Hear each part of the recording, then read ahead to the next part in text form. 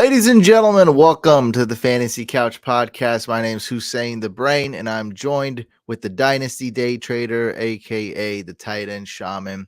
I call him Sushane. What's up, How we man? doing? Glad to have How you we doing? back. Oh yeah. Did you take a little vacation? Can you tell them where you went, or is that secret? Now I can tell where I went. I went to Los Angeles for about a week. The highlight of the trip was easily visiting SoFi Stadium. We got it to ourselves for a good half an hour, so it was an empty stadium. Got some good pictures. It was really fun. I got to go out on the field, kick a field goal, which did not go well, but it's always fun Let's to do that. go. Yeah, that's a great Yeah, new stadium. It's different vibes out here in NorCal, though. I just want yeah, to for sure. Right. let you know that we got like a ton of millionaires here, and like I guess not every millionaire is equal. Like if you have 2 million, you're a millionaire. There's some like 20 million, 100 million, 200 million guys out here. They dress just like Harbaugh, the Michigan Harbaugh. Like Yeah. Kmart Right. slacks. But I mean, they just don't care. In LA, there's a lot of that. Like you got to show off. You gotta Yeah, stand definitely out. saw that. Got to dress. Yep, for sure. For Yeah, I sure. don't want to label all LA guys like that, but they have people like that. And then in NorCal, we have a lot of people that are complete opposite who just like purposely hide under a rock, but they got 100 million in their pocket, just like John Madden. John Madden, Oh, true. True RIP. though. Disgusting shirt, Kmart slack pants. Dude has like $1 billion. Like just Low in key is real man, estate man. and wines. Yeah, he's got so much money. It's crazy. He owns like like half this town. Yeah. Where Mike grew up. But 3 careers pretty much. we just got done watching the Thursday night football game. It was pretty interesting. Rams looking kind of spicy. They might make playoffs. Huge fan of Puka Nakua. I got invited to an exclusive Puka Nakua Q&A. I don't know. I'm kind of like I've seen it all, and I really don't look forward to things like that. But I decided to show up, and I was really like amazed. Like he's always smiling. He's full of life. He loves to play. I absolutely loved the Q&A. It was so awesome. And I became an even bigger fan of Puka Nakua. And as you know, I was already a pretty big fan of his. And Oh this yeah. put him up a couple notches in my book. And then I guess we got to go one more notch up.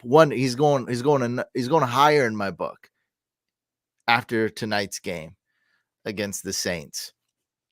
It reminds me a lot of Debo and how we had him in the draft guide. Robert Woods, so like it's like Robert Woods, Debo. I don't know. Maybe you really can't compare him to anybody else. Does any comparisons come to mind now that we've seen him play? I mean, Debo White really is the best one, but it's really not a one-for-one comparison. It's a similarity. There's elements of Debo's game that you kind of see: the bigger body, stretching the field horizontally instead of just vertically as well. But I don't know. I think he is just kind of like a unique, especially given the situation and like how he was like a low draft capital type of guy from BYU, not like the biggest name in school or anything like that. So I don't know. It's hard to find like a perfect carbon copy comparison, but I think Debo There's none. Yeah, probably the best we'll get. But the thing with Debo, he has elements of Debo, but to me, like Puka Nakua seems like a Wes Welker, but really big, which doesn't make sense, but like that's the only way I can really put it. He, catches a lot of short passes. He's a really good yak guy, but it's not like all yak. It's a lot of the zone. Yeah. I'm kind of like Kelsey, kind of like a tight end or like a slot guy, but he's huge. I mean, he's great after the run. He's big. Saints player tried to tackle him and look silly. That was hilarious. Yeah, I saw that. But last time I looked, he had 33 fantasy points. Let me see if I can get Yeah, him. That's what he ended at. 33. You know, because you're looking. I know. You're going against I him. know. That's why 33 exactly. That's amazing. Yeah. And you said what was he? A fifth rounder? Fifth rounder, sixth rounder, something like that. Late. That is just. I mean, to me, he was a sleeper and a flyer. I drafted him a lot in best ball. We took Yeah. him in Dynasty when we had the opportunity. I did not expect this like at all, but I was definitely one of it. I was pushing him more than the average person, for sure. Yeah. Definitely shattered expectations. I mean, this guy is forget about just the wide receiver one in 2023. This guy is like more than that. He's a wide receiver one period in the NFL, like top 12, whatever Yeah, it is, he's whatever your great. standard. He's great. Yeah. And we're gonna have our Dynasty segment. It's gonna be a fun podcast, everyone. Thank you for tuning in, by the way, those that are live. We got a lot of viewers. Um, Surprised at that as well. Yeah, I think what that means is a lot of people in Couch Fam are in the playoffs. I'm thinking this year is a lot of luck, but congrats to you Yeah. guys. You got to still have skill. I think the skill more so comes in trading, being scrappy on waivers. I mean, which is something to be proud of because we started Fantasy Couch basically uploading one waiver wire video a week, and that's all we did on Fantasy Couch pretty much 14 years ago. So the waivers are definitely a big core of Fantasy Couch and the Couch family. So, props to you guys. We get her done in the building. Albert, what's up, guys? We will have our Dynasty segment. I think we'll be hinting at Dynasty throughout these talks. So, one thing I wanted to ask you before I have some wacky topics to get into as well, just kind of NFL topics. But we talked about Puka, another guy that looked great this year. My AI algorithms, my machine learning projections. Somebody was asking me on Discord, like Kamara or Kyron Williams, and I was just like, dude, you got to go Kyron Williams. I was like, the AI algorithms love him. He's top 3, top. Like he's a guy that no matter what you're asking me, unless you for some reason you're like CMC, right? That's a special Right. guy, Right. and we're gonna talk about him again this podcast. But it's like you just can't bench Kyron, or he probably was asking for a contest. Actually, is what made most sense. But I'm like, Okay. dude, I'm Okay. I'm gonna answer Kyron because it's like he's just too hot this year. He's Yeah. way too hot. He's on fire. Um, I went on the record. I mean, I was kind of being a little bit, I don't know the right word, exaggerating or being entertaining. I went on the record saying that I'm not drafting any more Rams running backs. They're gonna screw you. So coming next year, I'm not touching this Rams RBs. Like it's pretty consistent that you get screwed with the Rams RBs. But do you think Kyron in Dynasty has any long-term value, or will we just get Snake McVay again and get screwed somehow? Because that seems to be the consistent theme. One way or another, we get bamboozled. I mean, obviously, I don't know the answer, right? I'm not Sean McVay, but if I'm gonna guess, I think at some point we're gonna get Snake McVay here. It's just a matter of time. Now, you said long term, so like, I mean, obviously, okay, so this fantasy football season is basically over. There's a couple weeks left. Okay, fine, forget about that. Yeah, I'm Next asking you from a year, dynasty perspective. You're the yeah, dynasty guy. I'm yeah, asking in terms of dynasty.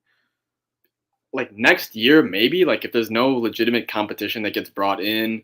I know the free agent running back class is pretty decent as far as talent goes, and I know the running back class, from rookies, it's not great, but it's not awful either. It's pretty okay. So I mean, they could definitely bring some competition in, and that would obviously, hurt the volume and whatnot for Kyron Williams, who is not, by the way, one of those guys that we would think is like a 3 down, bell cow type of guy as far as workload. Like we don't analytics and all the other stuff, and going to the draft, his rookie profile, I should say, entering the NFL, we didn't really expect him to ever be able to carry the workload, right? So because of all those things, I kind of lean Snake McVay is going to strike again. It's just going to be a matter of time. Could it be 2 years from now? So that means Kyron is useful for the 2024 season? Sure. I just don't think that Kyron's a guy that I'm going to be actively seeking out in a trade if I'm like in a rebuild and trying to win maybe a couple years down the road. Like if I draft Caleb Williams or like a rookie quarterback like Drake May, and like I'm kind of just now starting to, get my roster tuned up, I don't think Kyron Williams would be a part of that type of roster build. If that makes sense. So you're very cautious and weary of him, basically, is what Very you're cautious. saying. Yeah. Even though he's hot right now, he's I know he's talented. hot. Yeah. I He's a know he's great great. fit. Great fit for the Mhm. team. He looks great. Yeah, I agree with the. I mean, I thought Kyron was decent prospect, or like, is an interesting guy to look at. Yeah, But I mean, I didn't see him as like being any better than like Chuba Hubbard or anything. Good, quick guy, but definitely not a workhorse. And I mean, he's beyond a workhorse at the moment. right. We'll see what happens. I have an offer right now. It's a pretty spicy offer. I want your thoughts on Mm, this. okay.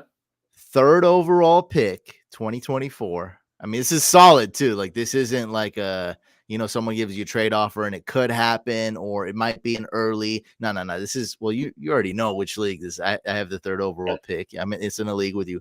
Third over, but you have to give your honest opinion, because that's part of, no like, problem. No I problem. mean, Yeah, that's the agreement when you're on the show. You got to be honest. I mean, you absolutely. could plead the fifth. I mean, that's there. I mean, you'll look horrible I if you won't. do I that. won't. Don't Yeah, yeah. worry. You, I'll give you you'll some good look advice here. you'll Yeah. look like such a wuss if you did that. Um, third overall pick, 2024 rookie draft for Puka Nakua. And my team, so I mean, it's a decent, good core team that's building. I was looking forward to drafting Drake May with the third overall pick. I'm pretty set, I think, on. I mean, I didn't do much research, not fully set, but I mean, it seemed like I was going to go Caleb Williams and Marvin Harrison, because I really need that wide receiver to build out my team, and I'm not passing on Marvin Harrison. Is how I feel. And with the third pick, I was going to take Drake May, because I don't know. I just feel like it's such a for sure, even though I don't necessarily need a quarterback. I feel like it's going to be stupid not to take him, because just kind of like Michael Jordan didn't go first overall in his draft. And, there's just been instances where teams have passed up in certain situations. And if I'm playing the odds, I think I take Drake May, even though I have Brock Purdy and I have Bryce Young and Sam Darnold. I could use a third quarterback, but I mean, Puka is also a great talent. Yeah, it's a tricky one. It's a tricky one because Puka is doing so well. I would say this, right? If you do accept this trade, you would be getting Puka. Just by the way, just to make that clear, Yeah. that would be the definition of, like, let's say hypothetically I was the one selling Puka. That would be me selling, like, cashing out at the highest possible price, right? Because you're basically telling me I can get a starting rookie quarterback in Drake May. That's basically the pick in exchange for Puka, right? There's not a ton of wide receivers just in general that go for starting quarterbacks. I'm not talking about like the Kirk Cousins and, older guys like that. We're talking like the younger guys like CJ Stroud's and Trevor Lawrence's type. In Superflex, it's not a ton of receivers that are worth that, and even like Tyreek Hill, you'll have a tough time getting a quarterback trading Tyreek Hill, and we're going to talk about this in a little bit here. He's an MVP candidate, just like, not even for quarterbacks, just potentially of all players, MVP of the season, right? So, and you're going to be struggling to a contender to sell him for like a Trevor Lawrence type guy, right? So, I mean, man, the thing that makes it difficult though is because it is Puka, and you also mentioned that you don't need a quarterback. I would try to get more. I think that's like a decent, like, it's not a bad offer from his end, right?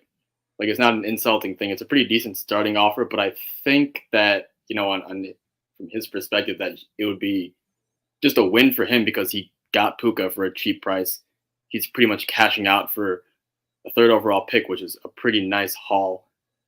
And I mean, it's not like you're getting a bad player if you were to take that deal. It's not like you're losing the trade. It's just that, from like if you want to use like a stock market analogy, you're not really buying at the proper moment.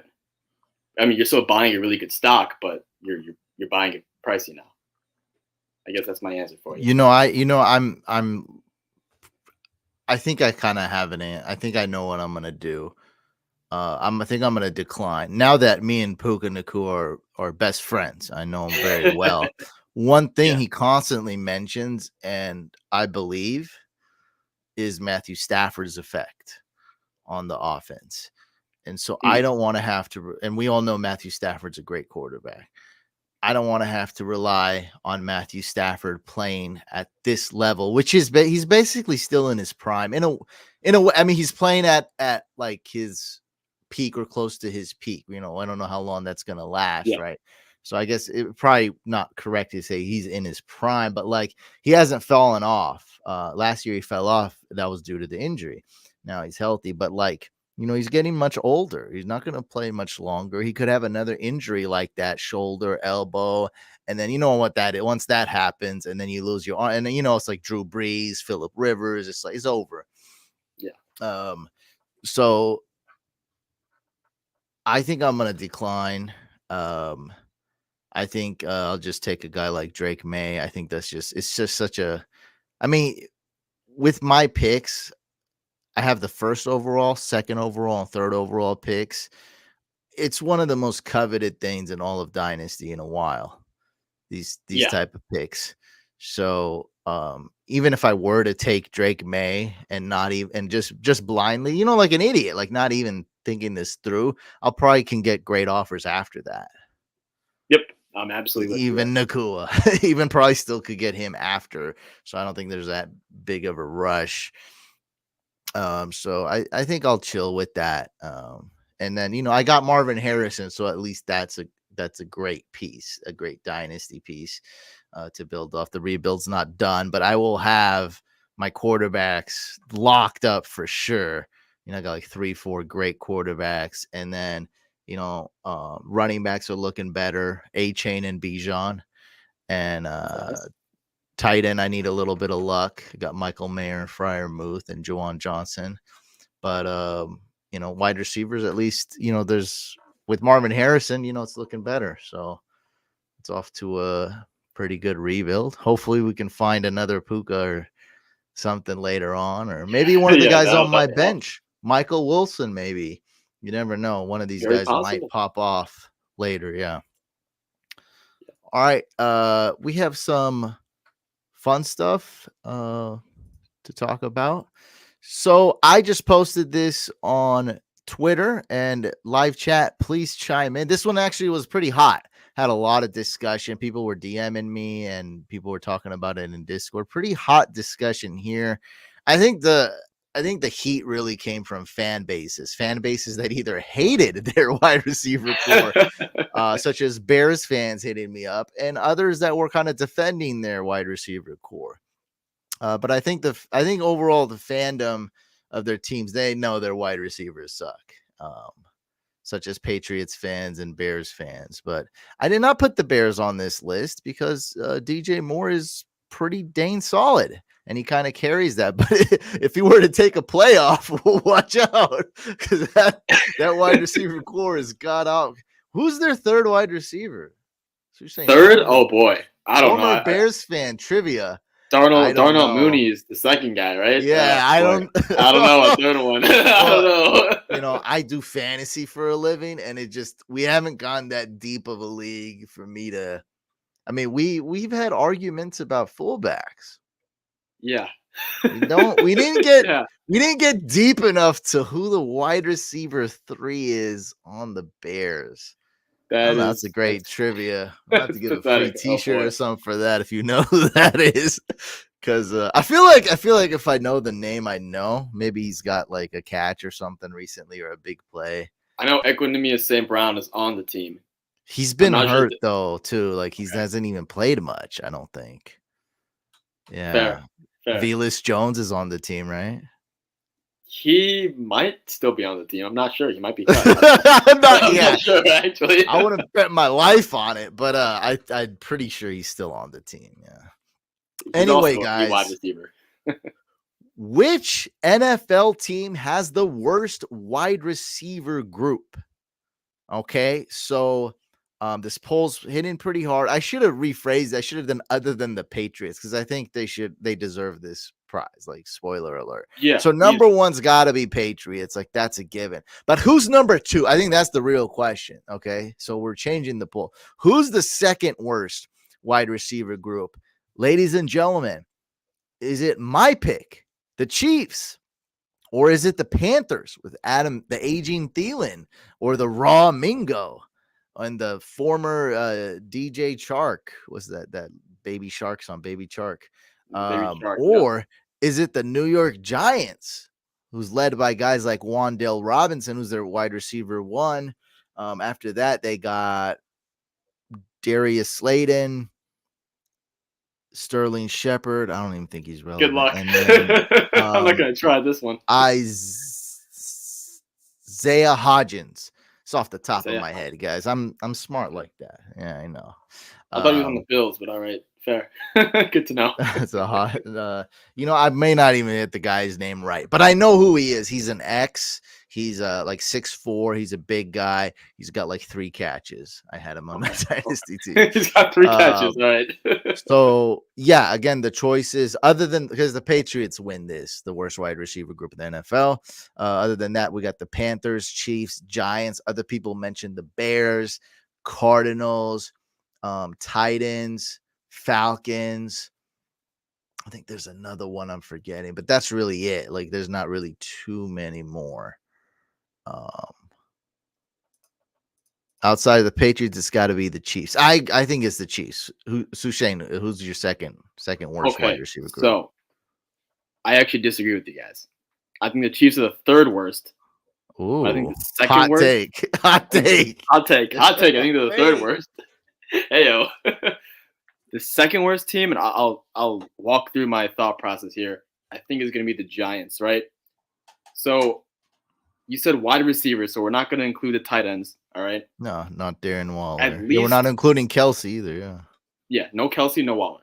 So at least for the Chiefs, they have Rashee Rice, who's been inconsistent, but at least he's shown something. Kadarius Toney, he's shown something. Even Justin Watson, he has not shown. Games. What is what are you talking about? They've shown some. They've shown more. Kadarius Toney is a negative, though. He's a negative. He loses games. He had like a good 2-game stretch. He had a good 2-game stretch. What I'm trying to say is, you're not getting any of this. Dude said they had. Bro, Kadarius Toney's not. He's a villain. He's not even. I got you. He's a DC Comics villain. Oh my god, Kadarius Toney. Kadarius. If you add Kadarius Toney, and this has never been done in the history of since I've been playing fantasy football for like 19 years, 17 years. I don't even know. Kadarius Toney plus Sky Moore, whatever you're quantifying, equals a negative number.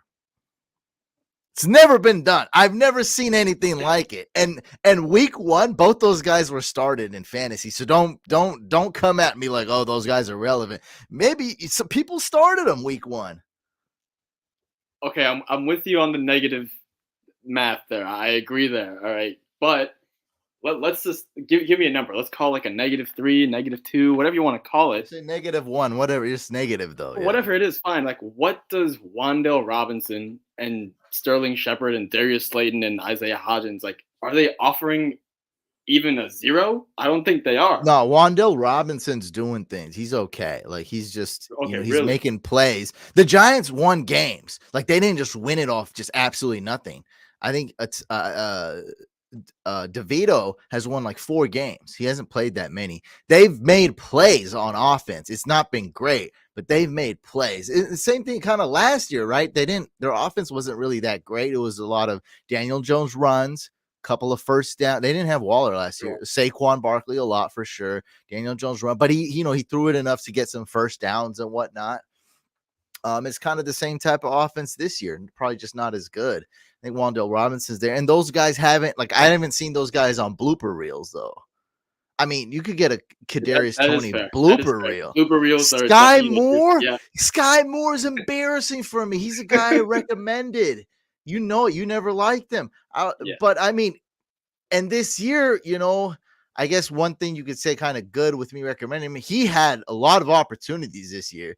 I mean, he's proven to me that he cannot be he cannot play receiver. He just doesn't have the skills to, like basic catch the ball, stuff like that. Receiver stuff. Yeah. He's just not a receiver. Like, Oh And the boy. Kadarius Toney, I mean, he's nothing. He's a negative. He's a villain. He's out there, with his pants down, poo-pooing everywhere. Like it smears his feces all over the field. Can't disagree with you there. I think bottom line for me would be that I guess I would rather take my shot on the inconsistencies of Rashi Rice and whatever else, I the 2 games of Justin Watson, than whatever the Giants have to offer today or in I this don't year. hate your ranking, by the way. That's totally, if you Yeah, think the sure. Giant, if it's number 1 or number 32, we should 2 say versus Pacers, 3. Yeah. Yeah. 31 Giants, 30 Chiefs. I mean, that's fine. That's totally fine. I think your ranking, but I don't like your reasoning is like Kadarius Toney shows like, I mean, he showed something as a prospect, but you got to do it in the NFL. Like it's just, Sure. and it can't be like 1 good game and 2 okay games. That's kind of unacceptable. Isn't this his third Sure. year? Is this third? Yeah. Second, third year actually. You're right. I Oh my mean, god. it's Yeah. just, Been a bro, while. you could start the blooper reel right at the top with Urban Meyer saying I would have drafted him. Like, that's already a negative because that guy is a blooper reel. I mean, we've never seen a coach that bad, right? Speed, you know what Yeah. speed running is, right? You got to know what speed running Oh is. yeah. Of course, speed running. Yeah. I mean that's speed running Speed to death. running Urban Speed Meyer. running Yeah. is how fast you can beat a video game. There's world records. Like there's a Right. community. It's a niche, but there's a community and they're really hardcore and they try to beat video games as fast as possible. Urban Meyer speed run on how to end the NFL head coaching career Career. as fast Yeah. as possible. It was insane. Never seen anything like. So he's a blooper reel. Starting right there with him saying he would have drafted Kadarius Toney. You're already starting off on the wrong foot. Then the Giants draft Kadarius Toney Jr. Kadarius Toney. Wish, you love the Wish when you say the Wish version, Oh right? yeah, That's the the one. Wish.com, Poor Walmart. man's Yeah. Walmart. Yeah, you like the Wish. Yeah. Okay, they draft Kadarius Toney Wish version, Wandale Robinson. Everyone's like, they're idiots. They already knew what they were doing. They're like, we have to get rid of this DC Comics villain because this is not going to end well. So they traded him away. Comics villain. I love that. They traded him away to the Chiefs. They suckered him, and then like, look at what he's doing, bro. The offsides thing. I mean, that was like the biggest. Oh my That was God, such yeah. people talked about that for a whole week. We talked about that on Discord. Like, I get there's different sides of the argument, but I mean, however you put it, that's a big blooper reel. That's a big oopsie poopsie on film. I mean, it doesn't get more of a oopsie poopsie than that. It was one of the most that's probably the best play of the year if he makes that touchdown. It has to be. I mean, there's nothing close. I mean, it's one of those miracle, like Miami miracle, whatever you call it. It's one of those miracle plays because Kelsey turns around. Just the spiral he throws is too sexy. I mean, that's probably his best career throw, and he played quarterback in high school. His best career throw ever. End of the game, big game, and all for nothing. They lose that game. Yeah, it's just call back. But I mean, we're not going to debate about that call, but we will say that it was a blooper reel, and the headline it was starring Kadarius Toney. That was right there. Is the first name on the credits was Kadarius Toney. That's all I was saying. And then we have a lot of those. I mean, we have a lot of bloops and bleeps and I don't know. We don't have any sound effects, but the Three Stooges SFX. Keep playing the. Like it's just. Yeah, I know what you're talking about. Boink. Yeah, that's Kadarius Toney, dude. It's so bad. Slap him in the face. My goodness. Yeah. Anyway, these are the worst wide receivers. You can vote on this poll on Twitter, ladies and gentlemen, if you want to be part of the be part of history with this poll. It's one of my most epic polls ever. You can be part of it. Going back to MVP discussion, my list, because what I have to say matters and my vote counts. I get to actually vote who's MVP, so I'm very important. So, I think that CMC and Tyreek are tied right now. You got to give it to Tyreek Hill, 2023 NFL MVP. You got to give it to Tyreek if he breaks the record. If he doesn't, you got to give it to CMC. And if you have to give it to a quarterback, I'm gonna go with Brock Purdy. That's my Okay. MVP list. I think it's Brock Purdy. I like it. I know we were talking about this. Oh man, how was it 3 weeks ago? Maybe a month ago. And I remember it was, the same two non-quarterbacks were here: McCaffrey, Tyreek Hill. They were still here, Dak but I was do up remember, here. yeah, Jalen Dak and Hurts. Jalen Hurts. Yep, Dak, Jalen Hurts were ahead of Purdy, and we were talking about it, and we were saying, our main argument was, one of these McCaffreys or Tyreek Hills really deserves to get it, but it's a quarterback award, right? Man, the tide has kind of shifted. Dak Prescott, he was on an He extremely blew hot it. streak, He right? He blew kind it of this blew week. it. It was bad. It was pretty bad. Right. Not Jalen Kadarius Hurts. Tony bad, but it was bad. Yeah, not Tony bad, but it's definitely it's one of those things that kind of make you scratch your head, basically, on the road as well. It's been a problem all year, so it's something that when you're going to look back for an MVP total resume.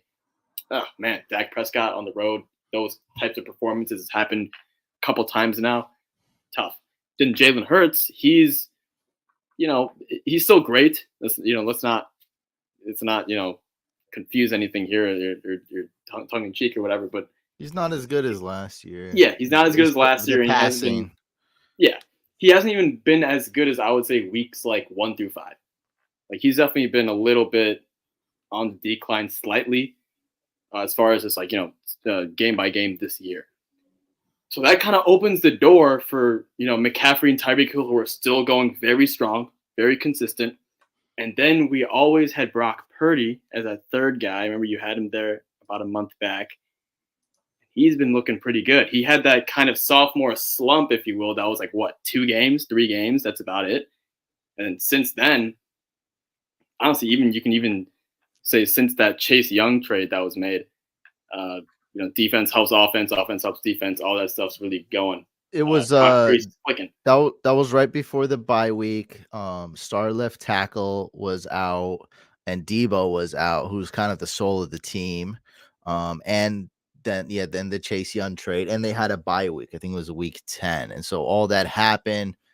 Boom! That's like a whole new. They're even better than they ever were. Yeah, this is the best Niners team. Rolling.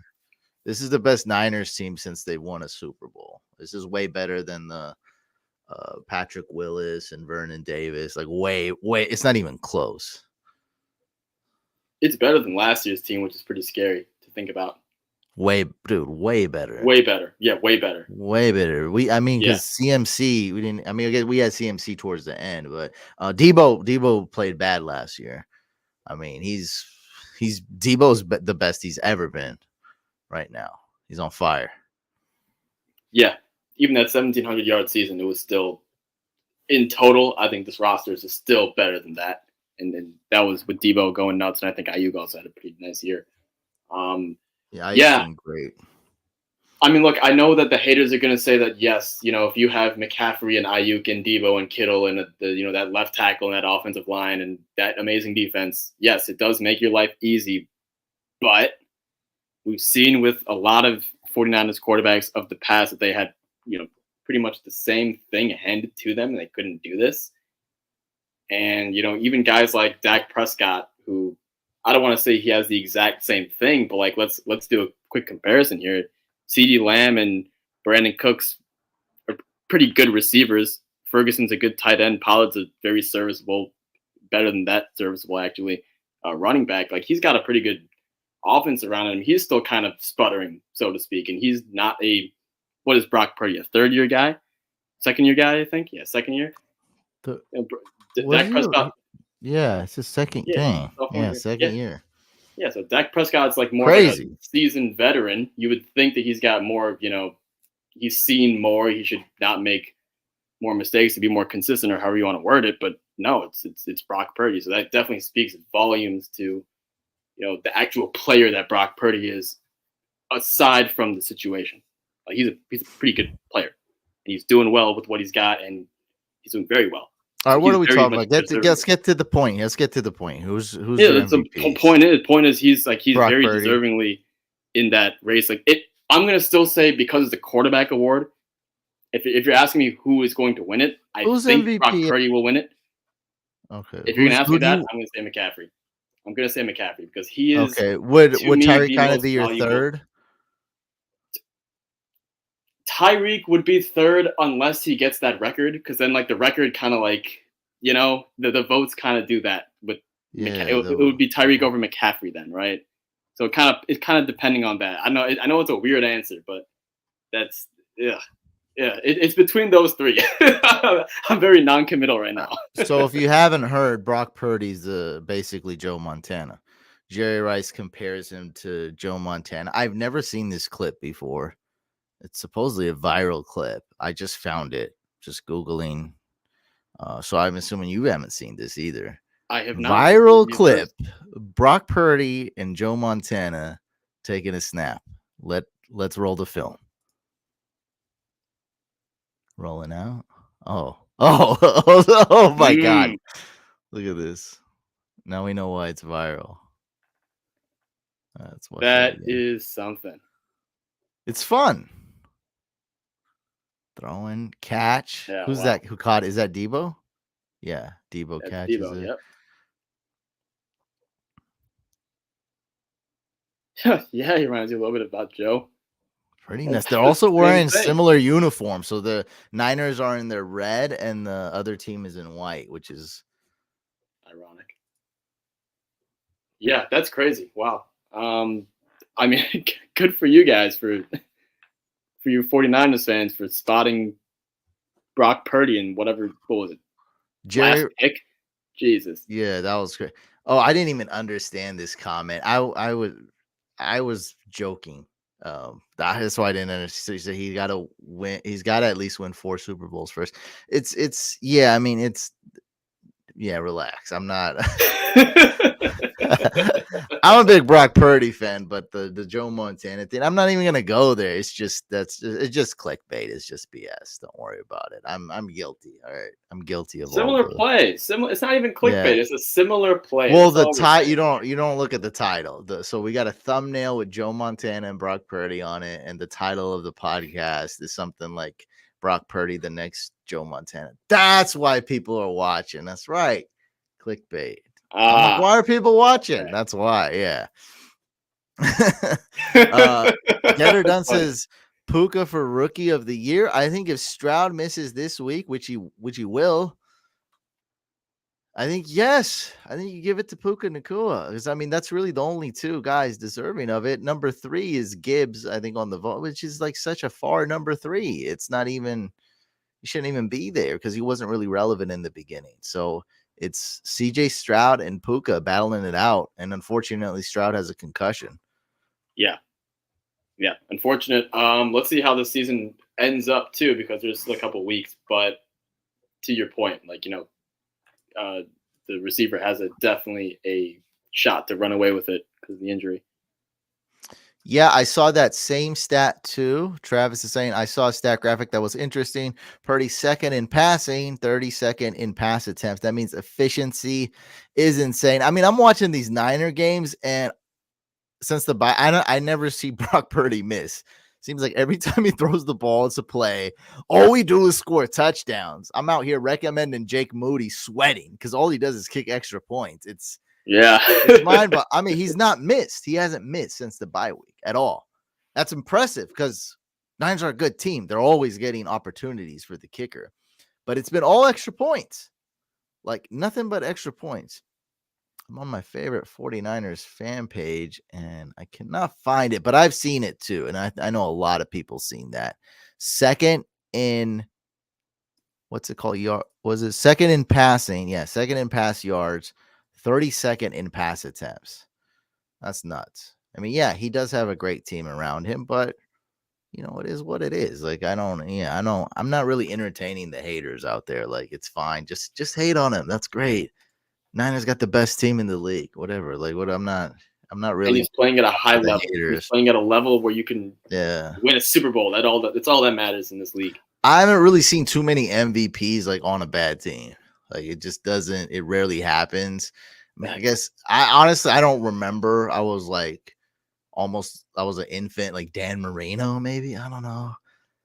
Like that's like, yeah, it's so long Maybe. ago. I was barely born. Like, I don't know. Like it just doesn't happen often. Like they have good team, and I'm sure he had some decent receivers, even Dan Marino. So it's like it just doesn't happen. So like, yeah, he's got a great coach. He's got great defense, awesome teammates. Whatever. I can't really knock a guy for that. Haters like to do that, but I'm not gonna do that. Yeah. My Purdy bottom does line not is seem to get rattled. my bottom line is he's playing still at such a high level with all this stuff. So you can hate all you want, but he's getting the job done. That's what counts at the end. Oh, this guy had a funny Bottom line. comment. Defenses get an advantage when Kadarius Toney's on the field. He could make a big play for you never know when he's going to come up with a big play for the defense. It could Hey be a man, batted ball or something. Yeah. tip pass. It could be a fumble or the dreaded, unlikely, miraculous offensive offsides, which we rarely see. Yeah. Yeah. To take a touchdown off the board. Miraculous. Purdy or Mm. Hill are my MVP, says Getter Don. Okay, yeah. So it was a Oh, viral. Let's just C-Mac. Okay. one more look. I mean, C-Mac to me is rising up now because Tyreek missed a game. I mean, I think that's huge. You miss a game, and CMC's been awesome. He's been consistent. Let's just one more time. Let's look at Brock Purdy Yeah. being the next Joe Montana. Oh my god. Oh my god. That's so good. That's awesome. All right, we got that. We got the poll. We got my MVPs. We talked a lot about the Rams. If you guys have any questions, or any dynasty questions for sure, maybe might as well start getting them in because we're gonna go into the dynasty segment and we'll have your dynasty questions ready to go. But take it away, man. We're gonna do our dynasty segment right now. All right. So we've talked about for 2024 because now we're in the thick of it. People are obviously in playoffs or getting eliminated from playoffs or not in playoffs and rebuilding. So people are definitely thinking about the rookie class that we're gonna see in April, a couple months from now. And we've covered quarterbacks, Caleb Williams, Drake May. We covered running backs, how we got into some names, but we also kind of talked about the position as a whole and what's going on with dynasty and fantasy football and the running back position. We talked about Brock Bowers. Okay. Now it's time to kind of finish this up and talk about receivers. The only problem is, Couch, there is a lot of them to go over. Okay. And so because of that, we're not going to go through, the individual names today. We're going to take the off season and we're going to kind of introduce you. We're going to give you a snapshot, an overview of the class today. And then in the coming months, we're going to start really, separating, which of these receivers are potentially great, which one of these guys are potentially just good, which ones are average, which ones are barely contributors for fantasy football, and which ones are more, real life football based versus fantasy, right? So we're gonna spend a lot of time in the coming months doing that, and it's going to be necessary, all right, because this is a very difficult class. The number that you guys see if you're looking at the graphic, it says 20 plus wide receivers, and what I mean by that is that when you guys have your rookie drafts, there's going to be about 20 names that people are interested in, right? I'm not saying there's going to be 20 names that are good in this class for receivers. I'm just simply saying that, hey, there's going to be one guy in your league who's interested in Torrey Horton, for example. Another guy is going to be interested in Jermaine Burton. I might be interested in Lad McConkey, and maybe Couch, you're interested in like a Tez Walker, for example, right? So there's so many of these guys that someone's going to be interested in, and because of that, it becomes I don't want to use the word deep because it's not like all these guys are going to be good. And we're going to go over that, how kind of, terrifying and how risky, and there's a little bit of fear that kind of goes into that.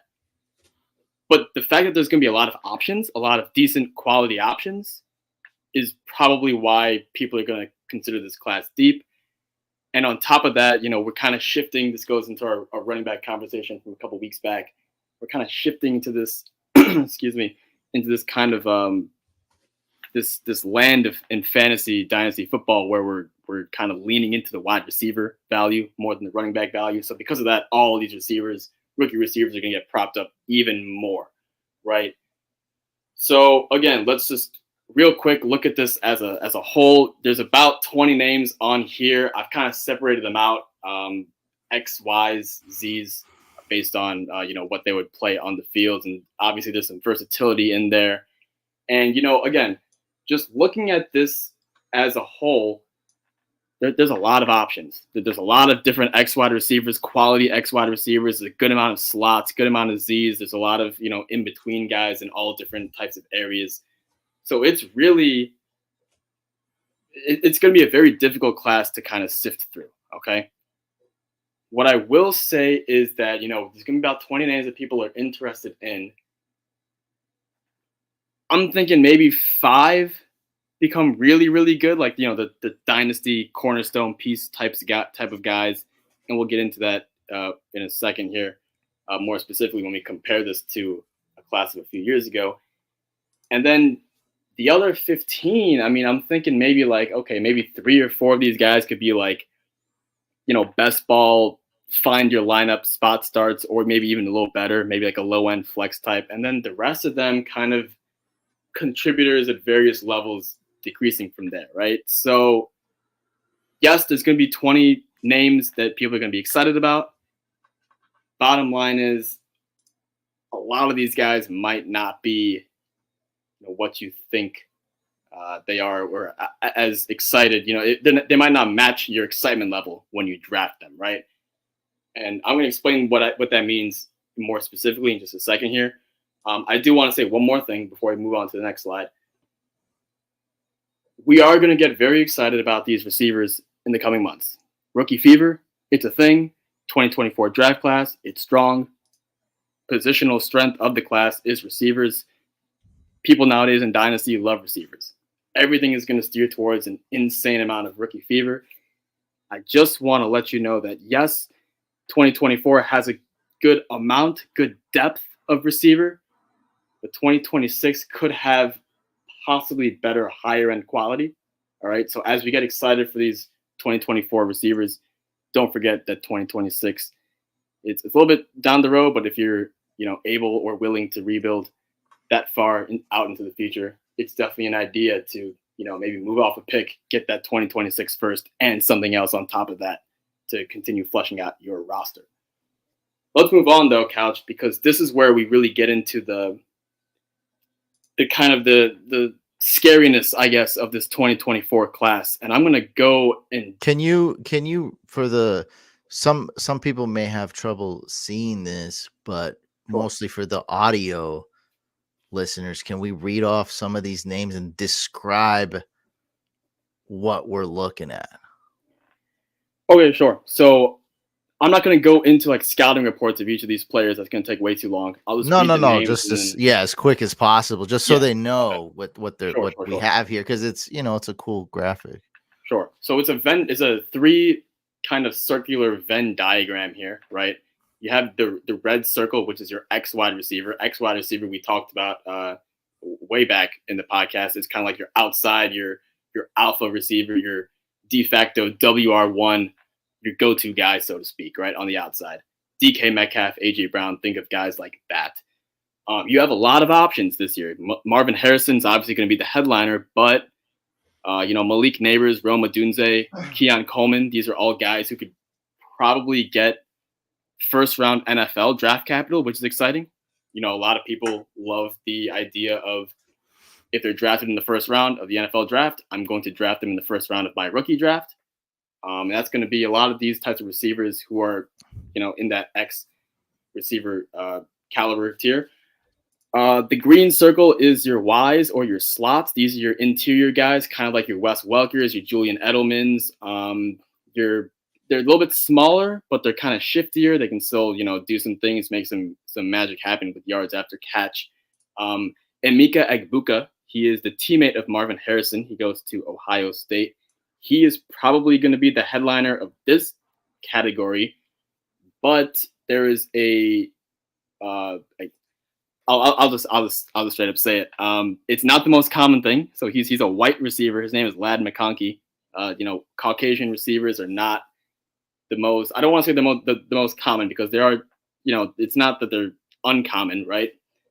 But there's definitely a stereotype against those types of guys, and Ladd McConkey is probably going to get comparisons to guys like Julian Edelman, which is pretty exciting. He's pretty good. So that's another exciting name in that slot receiver tier. Then you have guys who are kind of in between, right? So you're talking about, in that yellow range, guys like Xavier Leggett, Jalen Polk, Johnny Wilson. I mean, these guys are absolutely massive. But then it's like, do they have all the skills to be a true number one guy for their team? Or is it that there's going to be more like a chain mover, kind of like a big slot type of player, right? And I'll highlight Johnny Wilson in this category here because that guy is 6'7" tall. Couch. He is a massive human being. That's going to be talked about a lot when we get into the combine, especially.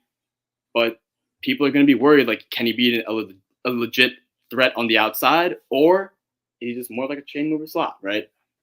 Then we have guys who are your Z receivers, pure either some sort of complementary role, whether it's high speed like a vertical threat, or maybe they bring sort of like a route running prowess. Brian Thomas out of LSU, he's probably going to be your headliner there. I'm a big fan of Troy Franklin. He's won me a lot of money in DraftKings during his college career. And in between that, you kind of have this mix, right, where it's like you have these smaller guys, not quite Tank Dell types, okay, but it's kind of similar where it's like they're smaller, so they're not going to be like on the outside. They're probably going to be in the slot, but they have very high speed. We're talking about a guy like Xavier Worthy, for example, who is very, very similar as far as like I think most people's pro comps will be Tank Dell for that guy, even though it's not a perfect 1-for-1, right? And then we have, of course, the last one where it's a hybrid X or Z, which is just basically saying like the guy is an outside receiver. I'm not sure if he's a 1 or if he's like a 2 for the team, but he's definitely an outside only. And that would be, for now, Torrey Horton. I'm sure there's going to be some more guys there. So you can kind of see in the Venn diagram how it's all mixed up and kind of separated based on what they can play. But this is where I want to really get into for fantasy football. And these are only 2024 names here. Correct. These are only 2024. So when I say 20-plus wide receivers, Couch, last year, what were we talking about? We were talking about, okay, there was Addison and Quentin Johnson, Zay Flowers, JSN, and then Mingo. That's 5. And then like that 6th or 7th one became pretty fuzzy, right? Well, for this one, it's going to be 20 decent names, at least before the NFL draft, right? Because once the NFL draft happens, some of these guys might not get the draft capital, might have a pretty bad landing spot or something like that, bad situation, bad quarterback or whatever. So those are going to be falling a little bit. But people will be legitimately hyping up to 15 to 20 receivers, which is crazy. But that's where we're at. And it's not where we're at, but it's also like the talent that's coming in too. So, but just saying, because you got the 2026 graph here just to show that. Yeah, just to give them that reminder. Like as great as we're going to hype this up, 2026 is, I think, as far as the higher end, the cornerstones, look, there is no Marvin Harrison, all right? But all the other guys below that, I think 2026 has a chance to be better, if not at least as good. So just don't forget about it. You know what I mean? Or don't go, trading 2 2026s to get a pick in here. But this is what I really wanted to talk about here, because as much as we're going to hype up all of these names, it's not going to turn out as great as we think. And this is very similarly reminiscent to the 2020. This is 4 years ago, Couch. NFL rookie wide receiver class. I'll get to that question in just a second. And let me just remind you guys of what that 2020 rookie class was, okay? We had Henry Ruggs, who was the first receiver off the board by the Raiders. Obviously, you can say what you want about, I think it was did the whole John Gruden era, making weird picks and whatever like that. Okay, fine, fair enough. And to further fuel that fire, Henry Ruggs was not anyone's consensus WR1. So if you want to make that, call that as a mistake, okay, fine, whatever, fine. Most people, however, Couch had either CeeDee Lamb or Jerry Jeudy as their wide receiver one. I mean, that was a legitimate debate. People were literally thinking up to the clock on their picks, myself included. Should I be drafting CeeDee Lamb or Jerry Jeudy? I can only get one of these guys. I'm on the clock now, and I cannot decide. Obviously, we know that CeeDee Lamb, beautiful player, hit, huge asset, great for dynasty, great for fantasy football. Jerry Jeudy, not so much. So it's really like a 50-50 type thing there. And then we can go on to the next three guys here, where it's Jalen Reagor, who's I actually have to look this one up. He's on the Patriots. So we were talking about how the Patriots have the worst wide receiver core currently. Well, he's not even on their active roster because he's not even good enough to make the worst NFL wide receiver room. Dang, that's Jalen Reagor. Practice squad. He's on the practice squad. And he was taken one pick before Justin Jefferson, who, as we all know, top 1, top 2, top 3, wherever you want to put him at, he's one of the best wide receivers in all of football. So, yes, there's some legitimate rewards here. CeeDee Lamb, Justin Jefferson, and the last one that I didn't mention was the round 1 pick, I think 25th overall, your guy, Brandon Ayuk, to the 49ers. Yes, you can definitely get some good players here that are not just worth building around, but can win you leagues. And that's probably what 2024 is going to offer you. Some of these receivers available are definitely going to be CeeDee Lamb, Brandon Ayuk, Justin Jefferson.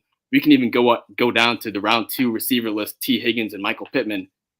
But there are going to be some guys like this in the 2024 draft. At the same time, there's going to be a Henry Ruggs. There's going to be a Jalen Reagor. There's going to be a Laviska Shenault and a KJ Hamler. And there's going to be Chase Claypools and Denzel Mims, who a lot of people liked. I mean, obviously it's crazy. It's easy to say in hindsight, Denzel Mims and Chase Claypool suck, but I was a big fan of both of those guys, right?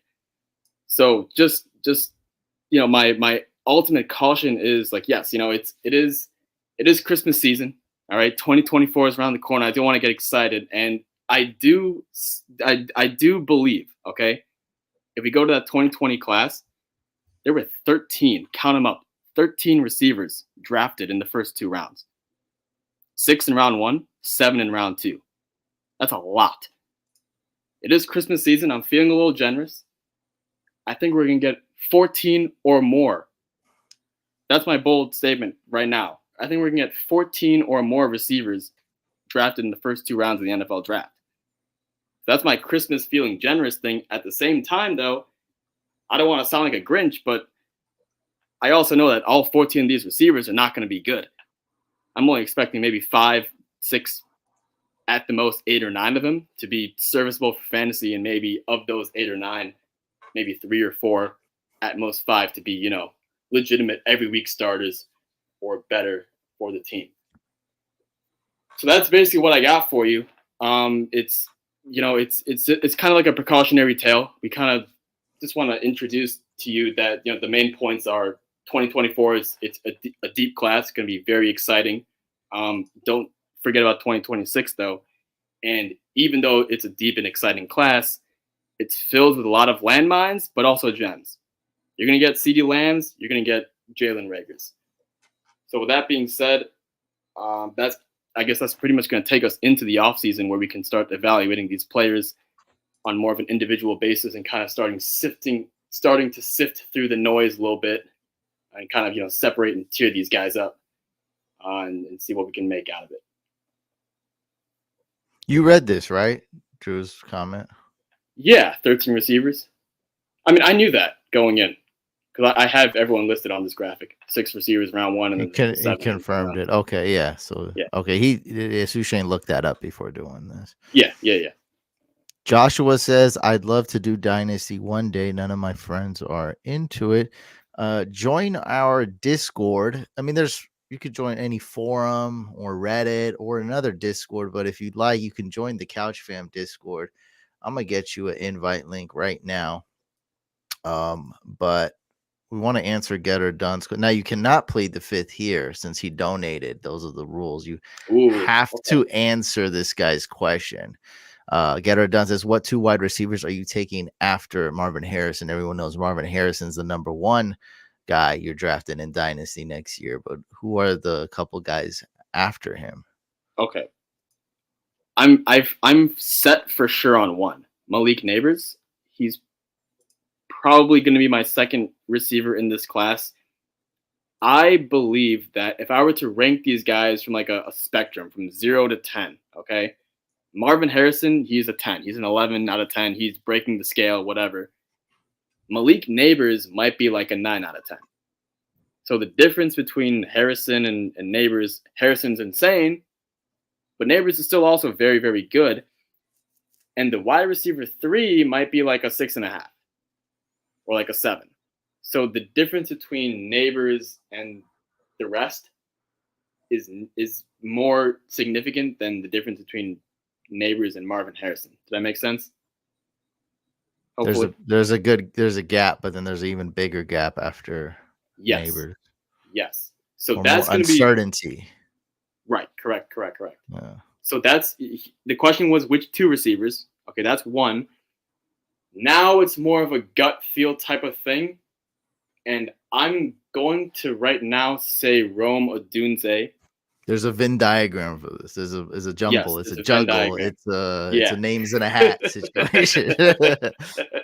Exactly. I'm gonna say Rome Odunze just because I've seen him do everything that scouts look for. I've seen him show speed. I've seen him show contested catches. I've seen him run routes. I've seen him show spatial awareness. I've seen him do this. I've seen him do that. All the boxes are kind of checked. Where it's like, we're going to see with these receivers as we get into them on an individual basis. There's something usually missing with one guy. Like usually the guy has really good speed, but maybe the size is not there. Or maybe like the size and the speed combination is there, but the route running is kind of clumsy and messy, right? So these guys are all kind of missing one thing or another. Roma Dunze to me kind of feels like the most complete receiver. So for now, I'm going to say he would be so Malik Neighbors, of course, and then Roma Dunze would be the number 2 receiver I'm taking after Harrison and Neighbors. But I think this could change. And I would not be shocked if, by the time April rolls around, it does change, just because I'm not really solidified on that. Which goes to show you that it's a pretty good class, as far as depth goes, at the top 2 names. Right now, we're in December 2023, and Getter Dunn's asking, are there any worries Caleb Williams and Marvin Harrison are not entering this year's draft? And how much would that change our rookie drafts? I'm not worried about Caleb Williams at all. That could be me being naive, me being, just like stuck in my own opinion. Like, I believe what I believe, and I'm not going to, you can say whatever, I won't listen to you, blah, blah, blah. That's really, yeah, you could chalk it out to that if you want to, but like you're asking what my opinion is. My opinion is I'm not worried at all about Caleb Williams. I think he's going to be the first overall pick in this upcoming NFL draft, and he will go to that team. I don't think there's going to be any Eli Manning situation. I think it's all been overblown, overhyped a little bit. I think it's just don't worry about it. It'll be fine. Marvin Harrison, though, oh my God, he worries me a little bit. And it's not about the what he's saying, right? Because if I told you what he's saying, you would easily just say, okay, but a lot of college guys do this. It happens every year, blah, blah, blah. It's kind of like how he's saying it, right? So the what is he saying? He goes to Ohio State. Obviously, if you don't know, Ohio State and Michigan have a very huge college football rivalry. It's basically the same thing as like the Red Sox and the Yankees, or pick your biggest rivalry in whatever sport. It's basically that big. And Marvin Harrison has never beaten Michigan. And Michigan, they had this whole cheating scandal thing that's going on, and a lot of Ohio State fans believe that Michigan kind of costed them a spot to compete and all that stuff. And he kind of feels robbed and all that stuff. And yes, what I'm saying happens to a lot of players who go to college. They don't win their bowl game against their rival team, and they still get they still, declare for the draft and get drafted and whatnot. That's, I guess, why I'm not, completely nervous about Marvin Harrison. That's why I'm kind of optimistic that he still will be in the draft. But man, the way he's saying this, and man, it's it's convincing. It's a little bit convincing, which is why I'm a little bit worried, right? It's a little convincing to me that, like, man, maybe this kid really does want to stay just to beat Michigan. As absurd as this sounds, but keep in mind one other thing, right? Which is a totally new wrinkle in this thing. When I'm a college athlete and I play well enough and I can get drafted, okay, well that's money. If I'm a first round draft pick, if I'm Marvin Harrison, second overall, third overall, that's a huge amount of money that I'm getting paid without even playing a single snap. However, nowadays they have this whole name, image, likeness thing.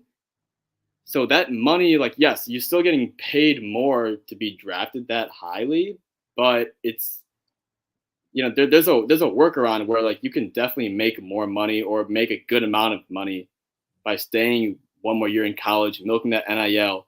If you're Marvin Harrison trying to go out and beat Michigan and still, get that second overall, third overall draft capital when your name is called just a year later.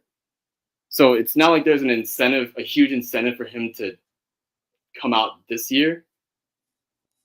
I understand injuries are a thing as well, but again, I mean, it's complicated. It's more complicated with Marvin Harrison. That's why this question I was focused more on Harrison. Caleb Williams, not worried at all. Marvin Harrison, yeah, a little bit worried. And yes, it would affect the draft class by a lot. It's Marvin Harrison. We have an update on Josh. He has joined the Discord, and he did click on the green check emoji. So, welcome to the Discord. There's Echo Phoenix in Discord. Everyone say what's up to him. But yeah, man, we got a lot of really. I'm warning you though. I don't think you're in any Couch Fam leagues. It's competitive. Like, it's tough, man. Yeah, these guys are brutal. I mean, and that's why I think Louise was one of the most profound statements in Discord was like, man, it's so cool. You like let your fans, you listen to your fans for advice, and you like you actually listen, like you give a crap about what we say, and then you actually consider it. I'm like, it's more the other way. I mean, you guys are like my hand appointed guys, like my cabinet, right? I'm the president. You guys are in my cabinet. Yeah. I appointed you guys, and I'm just taking, advisory. You're my advisory team. So it's like, it's not like that at all. I'm not just like, oh, I'm a cool guy listening to my fans. I'm like, the captains are appointed advisory group that I, like to get a second opinion from. And I don't really ask too many other people.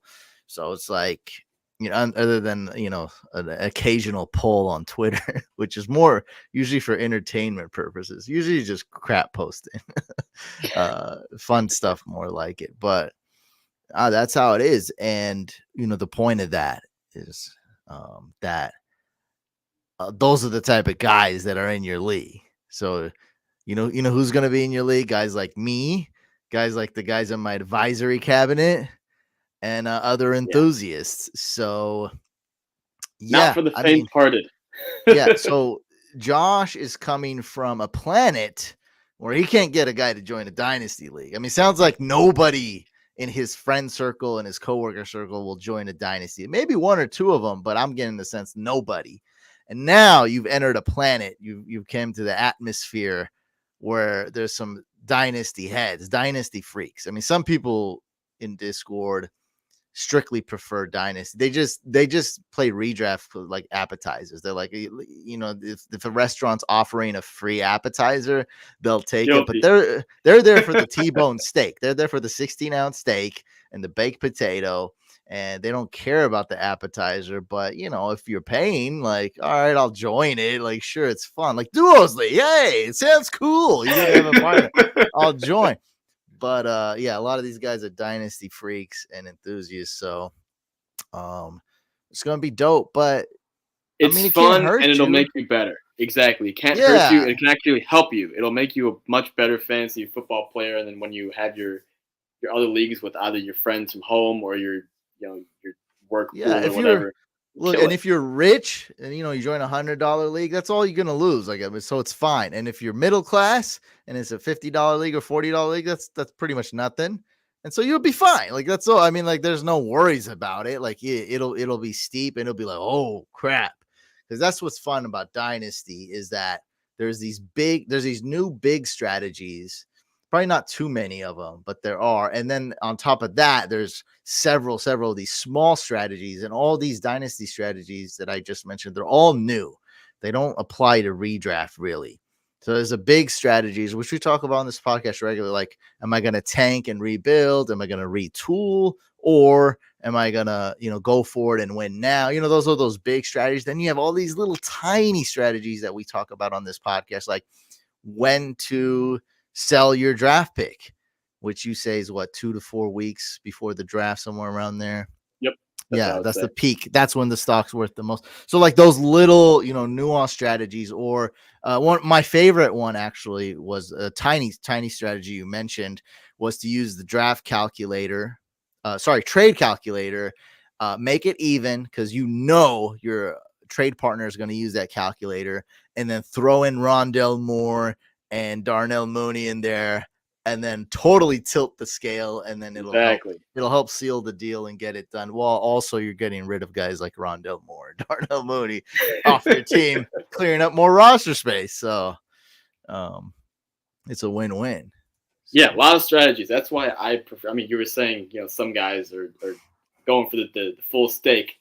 That's me. That's why I prefer it because there's, different types of steaks. The appetizer menu, it's only, it's only so many things. Mozzarella steaks, nachos platter, whatever.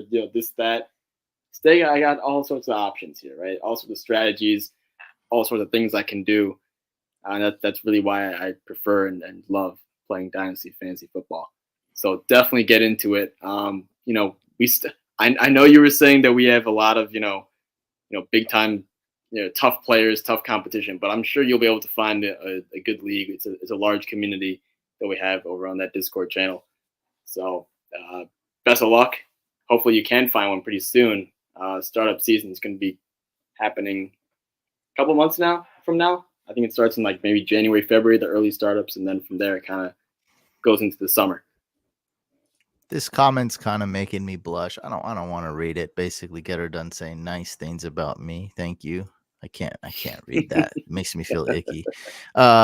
What sites do I do rookie fantasy football mock drafts on? I mean, we just do it on Sleeper with buddies, but like, I guess if you can't find buddies to do, is there any other option other than with people on Sleeper? I don't know any. Man, What this about is gonna Fantasy sound pretty Pros? dirty. What about that robot? Yeah, so there's a couple things.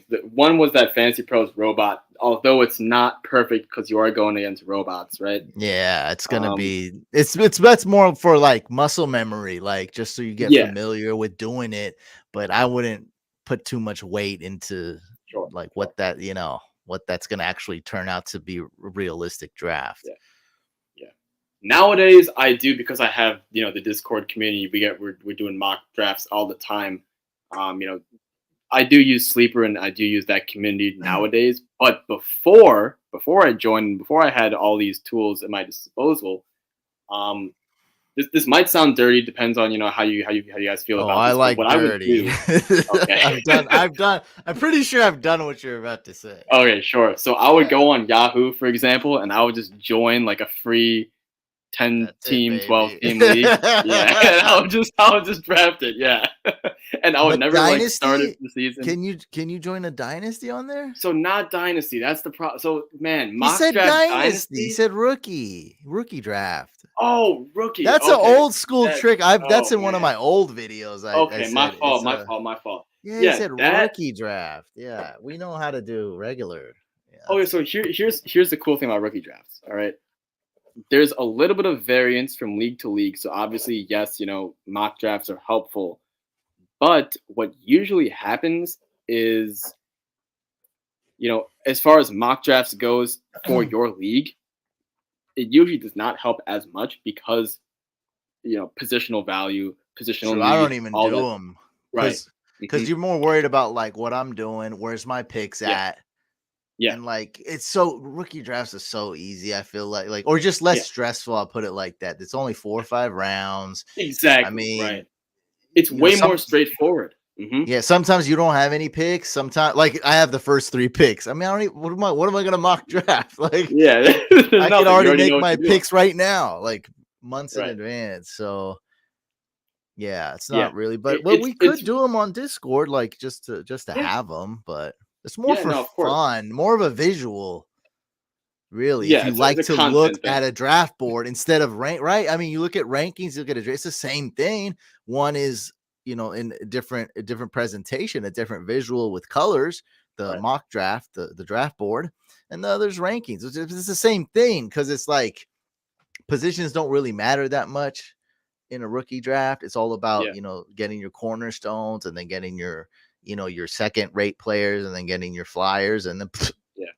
then Will Levis gets drafted in the draft ends. And Stetson And I Bennett don't want gets to drafted say in the that draft ends. exactly right. I don't want to say that rookie drafts are predictable, but like to a certain extent, they kind of are. Like let's use last year for example. Okay, Bijan's going to go pretty early, and then that Bryce Young and Anthony Richardson and the quarterbacks you can go next, and then your 4 receivers that were drafted, JSN and QJ and whatever. Sure, the order in which those names go is a little bit fuzzy and it varies from league to league, but you pretty much know all of the names are going to be the first 10, 11, 12 guys selected. Counter that to a startup, for example, which is a full dynasty thing with everything. I mean, again, there's so many strategies. People are going to be trading in, trading out, rebuilding, winning now, all that stuff. So there's so much more variance in like a full thing. Whereas like rookie drafts, everyone is young. And everyone's young, and everyone basically has like a tier based on their draft capital. And it's really, I don't know. I guess it is This predictable, doesn't but it's not matter. predictable. It doesn't Yeah. matter that much though, too. It's not a big because like okay, so two in one draft, Tua went before Burrow. That was a shocker. But like, I mean, I don't like doing a mock draft doesn't really make any difference in that, Right. like what that happened. In our draft, Tucker Craft went very early. That was Hmm. really the only shocker. That's it. Yeah. Which is like, I mean, it happened. Like, so, and then in the other one, Sky Moore went very early.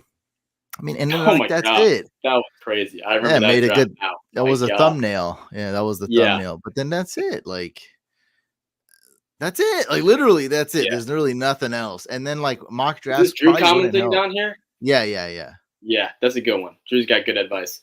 Making your own rookie rankings and using that is more important than doing. Yeah, yeah. Okay, for sure. Yeah, that's gonna be more of a good tool. Look at my rankings, look at other people's rankings, whatever tools you want to use, and then make your own rankings. And like, I don't really think you need to be. I mean, like, so when you do a startup or a redraft, a full draft, doing your own rankings, that's a lot of work. So Yep. like if I didn't do this job, I probably wouldn't do it, to be honest. Like that's crazy. But doing rookie rankings, that's super easy. All you do is copy paste someone's rankings and then make a few adjust. You can do it in like 2 minutes. Make a few adjustments and you're done. Like that's it. Like, and also rookie rankings, they don't change a lot. When I'm doing startup or redraft, man, those things go wild, dude. Like some dude can jump like super high, like Musgrave, for example. Like Yep.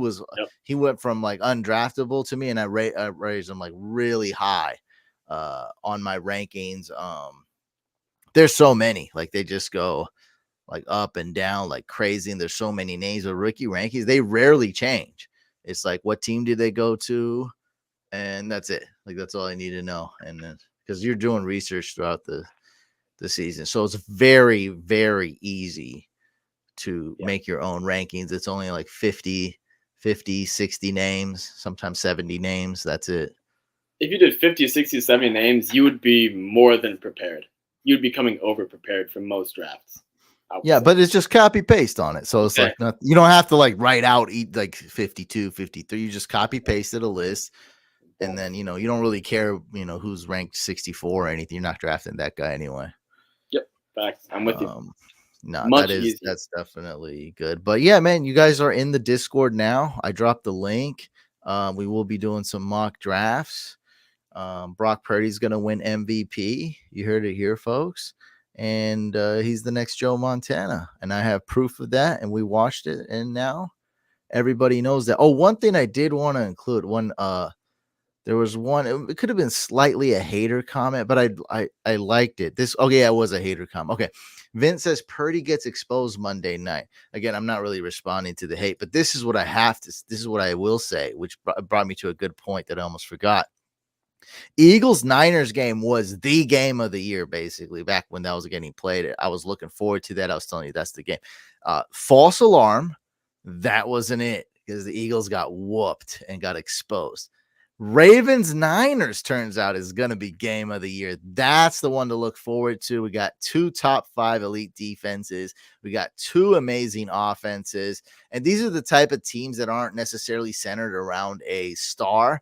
Ravens are kind of with Lamar, but it seems like one guy gets hurt or something happens, like the Ravens. 3 running backs get hurt. Doesn't matter. Like we're still moving forward. Like it's one of those.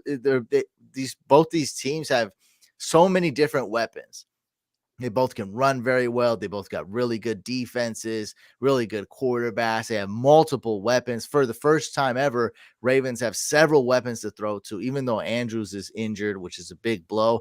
Hey, don't matter. We got Isaiah Likely. We got Odell Bateman, Zay Flowers, star rookie wide receiver. Even Nelson Aguilar, their 4th wide receiver. So they got a ton of weapons. They got Gus Bus, Lamar, Justice Hill, and now we're gonna have, I guess, Melvin Gordon's getting called back. This guy keeps getting called, man. It's goodness, it's crazy. But this is gonna be the game of the year, I think. So far, it's gonna be nuts. I think it's gonna be fun. Niners are favorited by 5.5. I know it's gonna be a tough game. This should be our hardest game. Like that's gonna be an amazing game. So I know you don't do Super Bowl picks. Yeah. You finish up with the hate here first. Don't worry about the hate. I just urge everyone to enjoy the game because I think it's going to be the game, a game of the year. I think my Niners are going to win, but like I said, it's going to be a really tough game. I really want to see who wins. I think the Ravens do have a legitimate shot. It's going to be awesome. Both teams are going to be playing hard. This is definitely Super Bowl atmosphere. I was gonna say NFC, I was gonna raise you one because I know you're not one. I know you're not one for Super Bowl picks, but we're in week 15, week 16 now. I've landed on mine. It's Ravens versus Niners. Ravens. I'm gonna see it. I think this is my Super Bowl. In that discussion. You got Eagles, Chiefs, Eagles, Dolphins, Dolphins. Yeah, Dolphins. I mean, that's really about it, I guess. Yeah, I don't know if I'm forgetting any teams up there. I mean, look, it's a long season. It's any given Sunday too. You can have one bad game as a whole, and the whole season ends, right? So it's not, nothing is obvious, nothing is a given. But I'm thinking, I mean, look, I've really liked the Ravens for quite a while. This goes back to a couple of years actually, and 49ers are a very complete team. I think they're the best team top to bottom, just not only on paper but also what they're doing, how that on paper is translating to the field. I think the Niners is the best roster top to bottom. So I think this is what we're going to get in the Super Bowl. That's what I would put my money on right now today. But, we'll see what happens this week. I cannot wait to watch it. You will know I will definitely be watching it. I'm excited. I am excited. Why does it say N? Oh, N. I read that wrong. I'm stupid. Yeah. So number 1 favorited Super Bowl champs, according to sportsbooks, 49ers, number 2 Ravens, then the Chiefs, then Eagles, then Dolphins, Cowboys, then the Bills. And I'm going to kind of cut it there. Sure. Because after that is the Lions, which I think they're good. But you can see there's a big gap between the Bills and Lions. So, I mean, these are our teams here, guys. Niners, Ravens, Chiefs, Eagles, Dolphins, Cowboys, and Bills. The Cowboys was the one name I forgot to mention. I mean, those are the top teams. Yeah, I think those are probably the 2 best teams. Yeah. And then number 3 might be the Dolphins for me. Dolphins, Eagles, one of those 2. Also, I mean, it's really close. Chiefs, Bills. Because you can't look at the Bills' record. They've been great since they fired their OC. They're They're playing well. They're playing like a really good team. Everyone knows it. And Josh Allen is, minus those dumb mistakes, he's basically MVP candidate. He's Superman. He's awesome. So we'll see Bills what are back happens. for sure. A Cowboys fan says, I think the Cowboys win the Super Bowl. It sounds like Cowboys fans every year. Yeah, you guys are much better this year, but you saw what happened when you faced the Niners. That was sad. That was sad. And then they just did that again, huh? Was it against the Bills? I Oh believe so. man. Yeah, 31-10 or whatever. That was Tough. I think CeeDee Lamb scored a rushing touch. That was the only way you guys could score. Rushing touchdown, CeeDee Lamb. Great play call. All right, guys, we're gonna end it there. Good luck this week. Hopefully you win this week and then make it in the championship and win next week. I had Puka Nacua going in one of my leagues. We have him in Dynasty. We're just not going to win first place, unfortunately. It's a little too late, but hey, we did it. We crawled out of that gutter, and I'm proud we got guys like Puka Nacua. All right, guys. Peace out.